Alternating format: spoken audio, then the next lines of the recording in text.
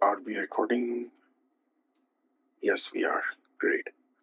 So today we're going to talk about what consciousness is, and this is due to the fact that when a lot of questions on the group are of such nature that have sort of they make me realize that a lot of people have different ideas of what consciousness truly is.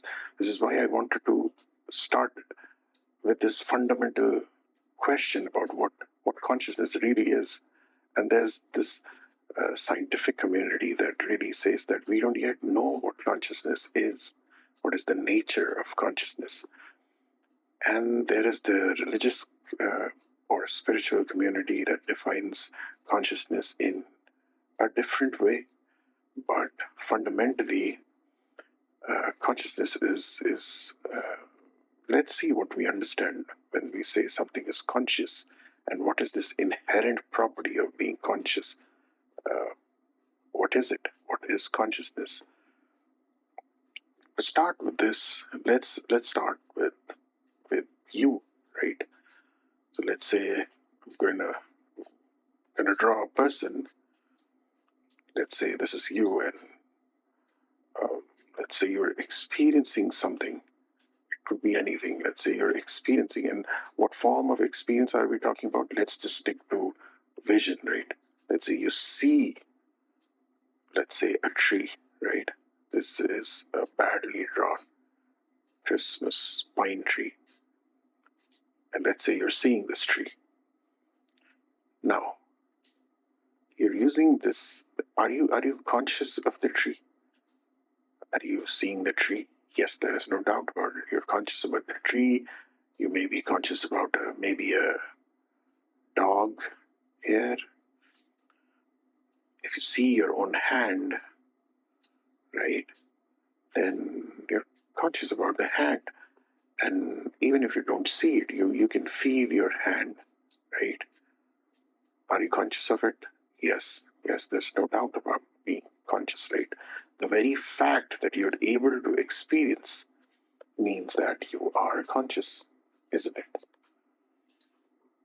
Now, what else do we know about consciousness? That it certainly has to do something with me, right? Because I define it as a property of me for now, like being conscious, that I am conscious. I hope there's no doubt about the fact that we are conscious, right? How can somebody doubt that you are conscious? You certainly are conscious. That is the only thing that you cannot doubt. Even the very fact that you can doubt means that something is conscious of the doubt. Whether it is you or not you, it can be doubted. But something is conscious. So consciousness does exist. Nobody doubts the existence of consciousness. That's for sure, isn't it? Now let's say this is one person.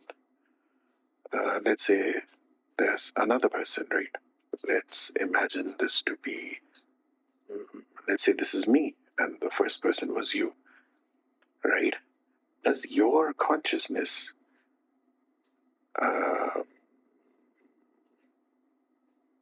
know that I exist? Yes, maybe because you can see me, you are conscious of me. So you do know of my existence for the time being. Do you know that I am conscious? Yes, you can assume that because you see me, you see my hands and feet, they're just like you. I talk and behave in a similar fashion. You say something and I understand that. And if I say something, you understand that we speak the same language. Even if we speak in different languages, we can sort of understand that the person is similar to mine. He's also conscious of his own surroundings. At least he's conscious of me. He reacts to. If I move, he reacts to it. If I speak something, he reacts to it. Right? That is consciousness for sure.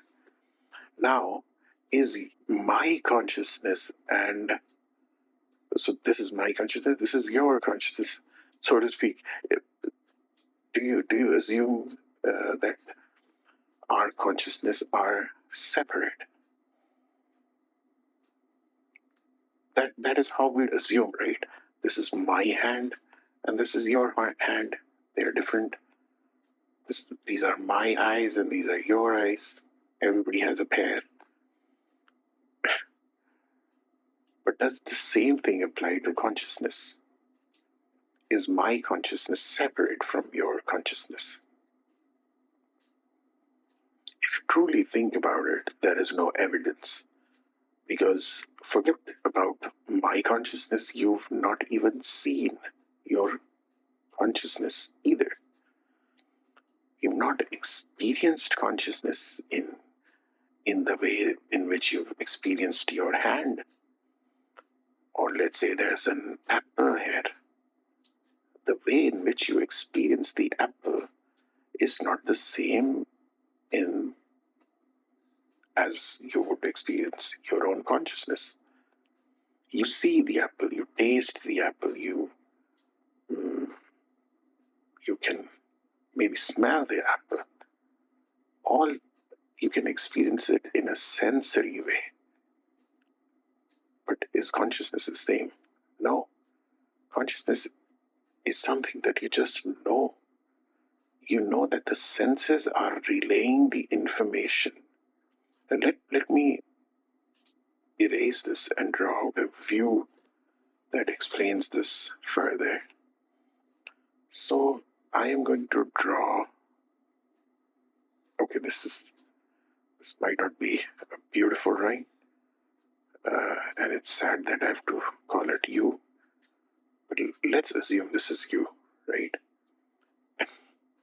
And you are, of course, you see an apple. Okay, of course, you can taste the apple. You can, of course, see it. You can smell it, maybe, and you can touch it as well. But let's just stick to a simple sensory input, which is the act of seeing the apple. Now, you see the apple.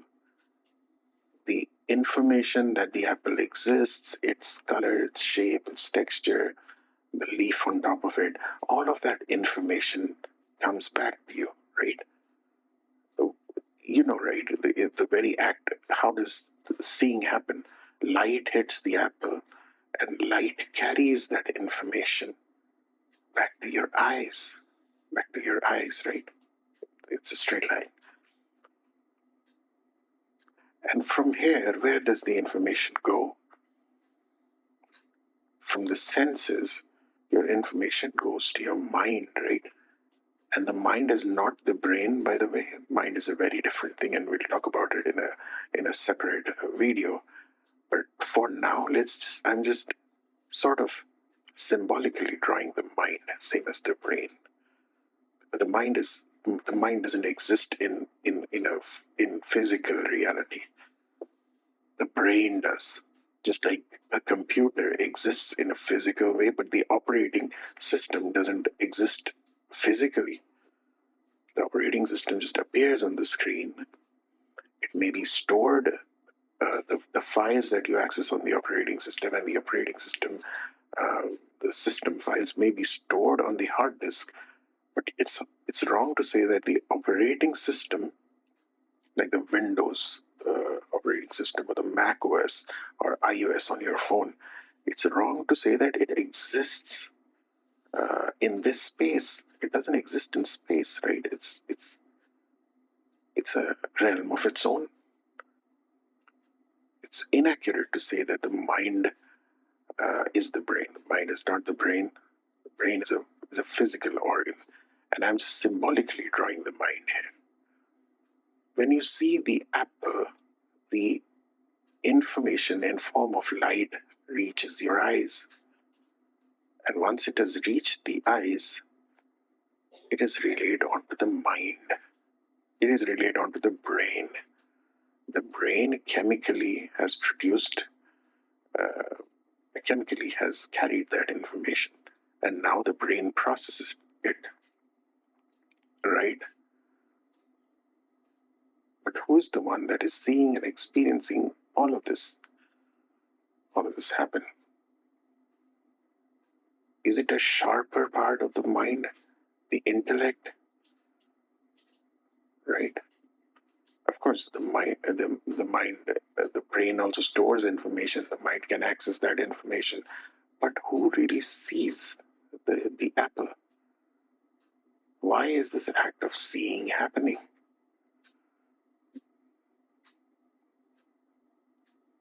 That is consciousness, the witness within you that is seeing everything happen.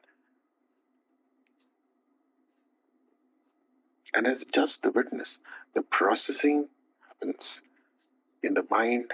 It is the mind that gets the information. But who truly gets it? Who is the one that is looking externally? Who is the one that is gaining this information? And what is the mind working for? What are the eyes working for? Right? Who is the real experiencer of all of this? The mind is processing the information for whom? For itself? The computer doesn't operate by itself. It does it for somebody else, doesn't it? So this mechanism, machinery, is operating for whom? Who is the one who's wanting to experience? Of course, the want is generated in the mind. It is processed by the mind, right? But consciousness is the one that is witnessing all of this happen. And witnessing not in the way of storing that information. It has nothing to do with, it cannot do anything other than witness. But it can power everything else that exists.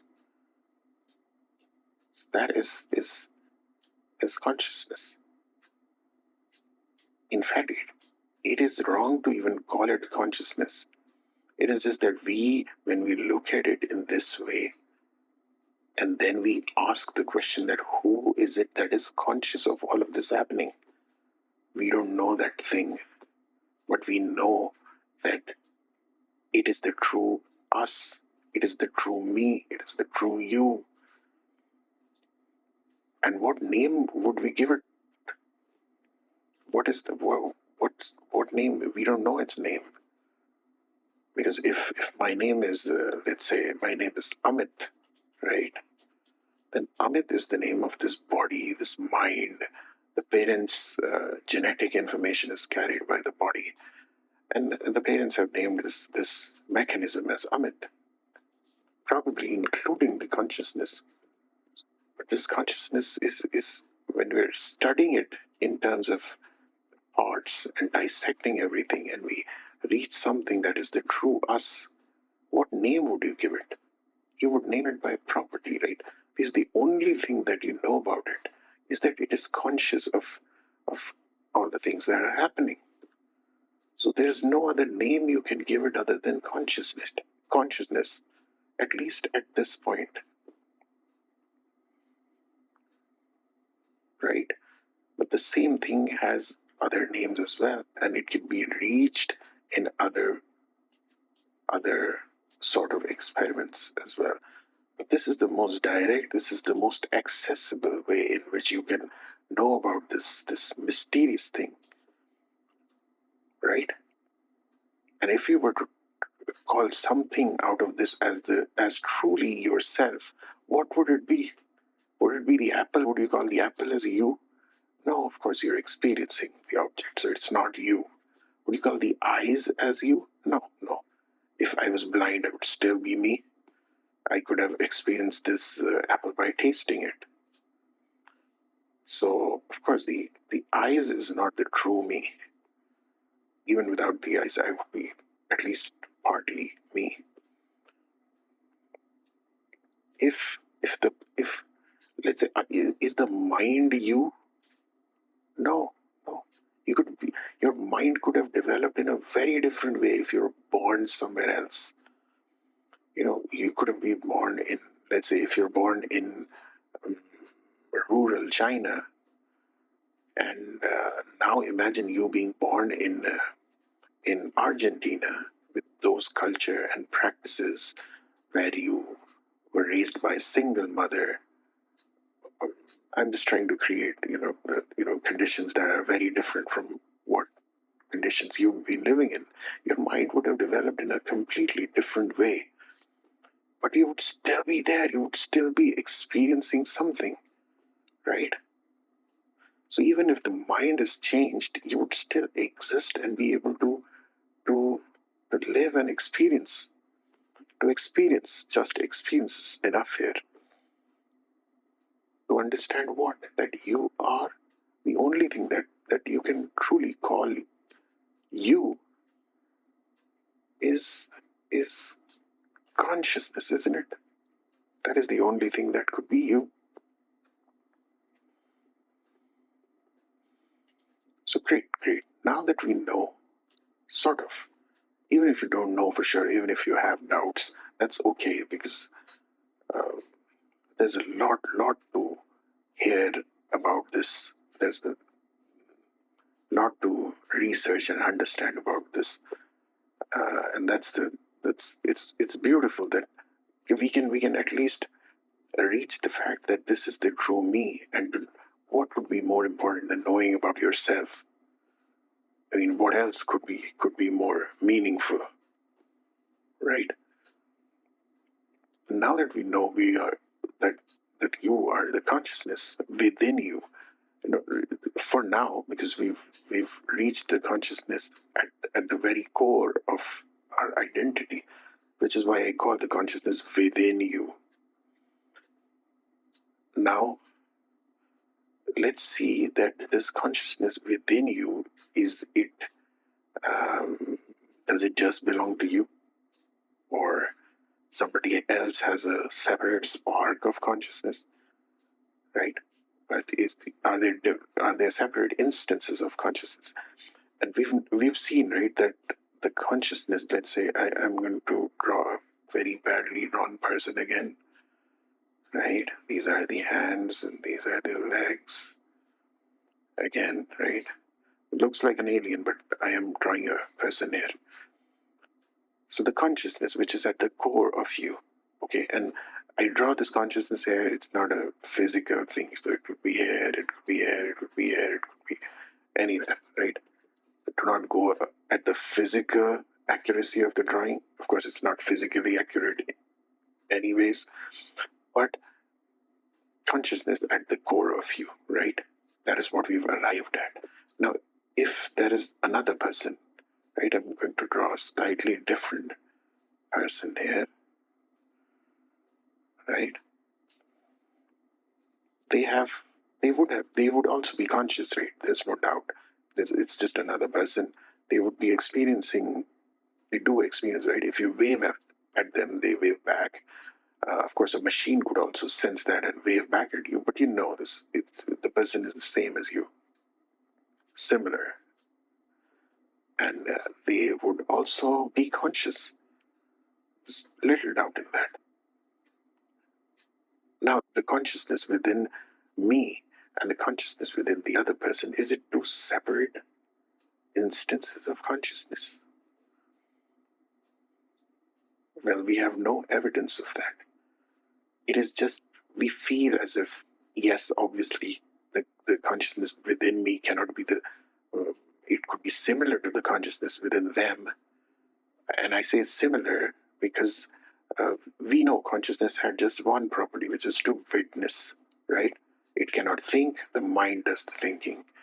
It cannot see, the eyes do the thinking. But all of that is witnessed by the consciousness. The one property, the only property, probably direct property that it has, is to witness. Okay? And their consciousness must also have this property, right? To be conscious of the things around them. When I say witness, it means the same as conscious. If consciousness would not be the property of their consciousness, it wouldn't be called consciousness, right? So the only property that I can expect the other person's consciousness to have is consciousness, is to be conscious. Now that means if it is also just conscious, and my consciousness is also just conscious, then it is exactly the same. It can be similar, but is it the same, exact same thing? Like, is it the same consciousness, or is it a copy of this of consciousness? Right? That's what I mean to say. We have no evidence of it being copies as well. No evidence of it being copies. It is the same consciousness. Imagine it to be a sort of a, let's say this is consciousness. I'm going to draw it as a ball of light, right? Which is inaccurate to the core. Consciousness is not a ball of light. Okay, this is just for illustration purposes. Consciousness has no shape. So essentially, I shouldn't be able to draw it. But just for representation purpose, I am drawing it as a ball of light. Now, let's say the consciousness is seeing through me, right? It is seeing through me. The same consciousness could be seeing through them as well, right? I'm drawing two lines because there are two eyes. It's stupid. But do you understand? The same consciousness. This, I'm going to delete the C because now we are imagining it in a different way. Not imagining, but hypothesizing it in a different way. If that's a word. Hypothesizing, is it a word? Anyways, consciousness, this consciousness. I'm going to highlight it in a different color. The consciousness is seeing through the both of us. Could that be true? Yes, we have no evidence against it.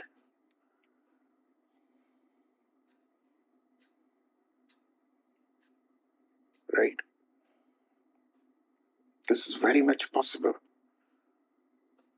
And you would say, no. If I see, it doesn't work that way. If I see a fish, right, and let's say there's a wall here. There's a wall here, right? A thin wall. Okay, let's say there's a wall here, and on the wall is hanging a fish, and this guy can see it, but this guy cannot, right? The consciousness would know that there is a fish, and this guy would also know it, but that doesn't happen in real life, right? I do not know what a person in Argentina is experiencing. So this cannot be true, right? No, that is the wrong way to understand, because the consciousness does not know anything. It is the property of witnessing, just the property of witnessing, right? The knowing is done by the mind here. That is the hard disk, right? It stores all the information. So the knowing is done by just the mind. So the fish existing here is known by the mind. The one that saw it was consciousness.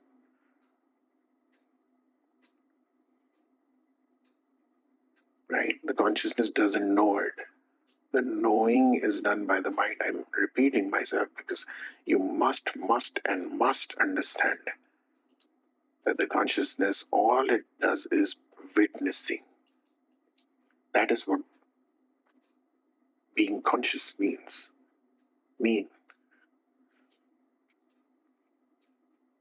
Consciousness is a very, it's not a clear word.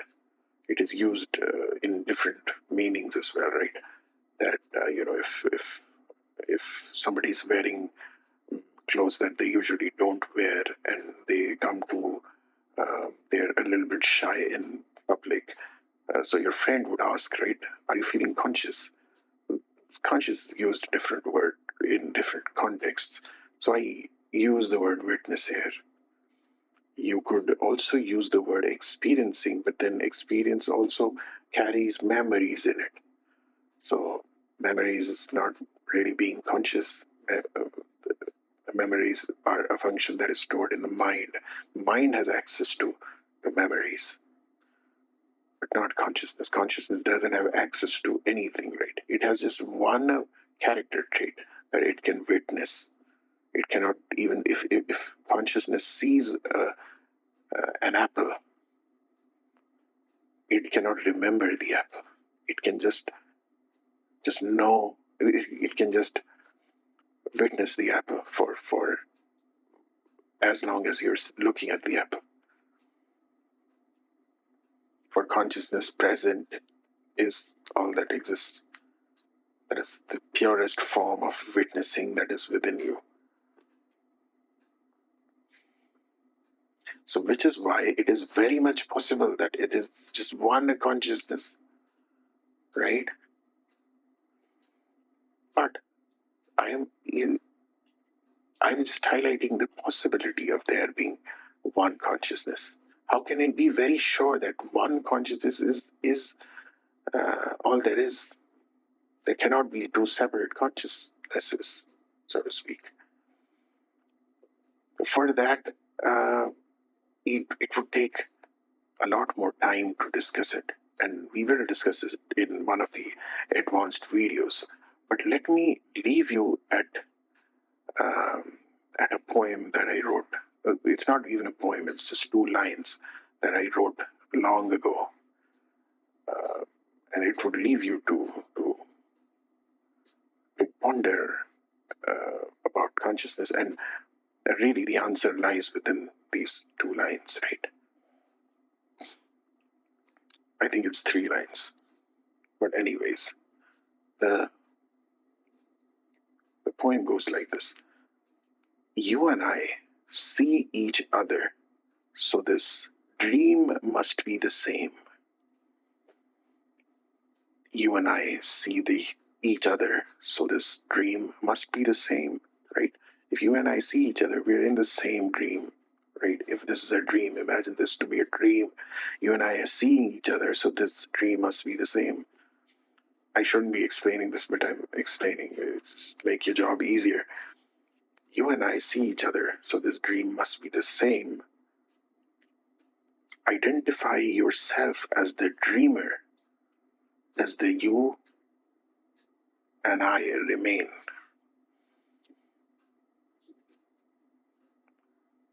If the separation fades away, then you've probably won the game. You and I see each other, so this dream must be the same. Identify yourself as the dreamer. The dreamer is the you and I remain. If the separation fades away, then you've probably won the game. So contemplate on that, and we'll discuss more in a further video.